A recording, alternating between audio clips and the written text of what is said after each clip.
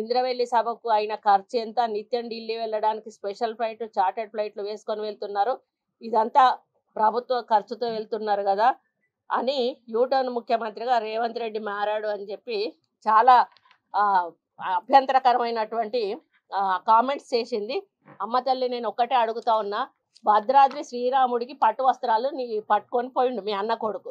ఆయన ఏ హోదాలో పోయిండో దానికి ఒక్కదానికి ఆన్సర్ చెప్తే వీటన్నిటికీ కూడా ఆన్సర్ దొరుకుతుంది అనేది నేను తెలియజేస్తా ఉన్నాను. ప్రభుత్వ నిధుల దుర్వినియోగం గురించి మాట్లాడే నైతిక హక్కు మీకు అస్సలు లేదని చెప్తా ఉన్నాను. ఈరోజు 100 కోట్లు 200 కోట్లు పెట్టి మీ సొంత ఫ్లైట్ కొనుక్కునే స్థాయికి మీరు ఎట్లా ఎదిగారు అని అడుగుతా ఉన్నాను. అమెరికాలో అంట్లు దోమికునేటోళ్ళు వచ్చి ఈరోజు తెలంగాణ ప్రజల సొమ్మును దోసుకొని తిని కోట్ల రూపాయలు కోట్లకు పడగలెత్తి ఈరోజు ప్రజాధనాన్ని దుర్వినియోగం చేసింది మీరు కాదా అని చెప్పి అడుగుతా ఉన్నాను.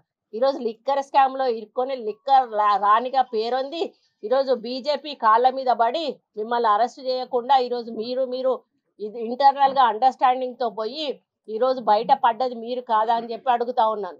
కాబట్టి కాంగ్రెస్ పార్టీని ఈరోజు ప్రజలు విశ్వసించారు, మిమ్మల్ని బీజేపీ పార్టీని నమ్మలేదు కాబట్టే, మీరు చేసే మోసాలు గుర్తించారు కాబట్టే, మీరు చేస్తున్న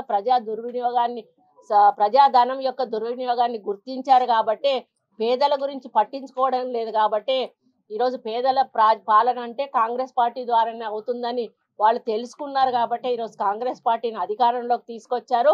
మళ్ళీ కూడా పార్లమెంట్ ఎన్నికలు రాబోతా ఉన్నాయి.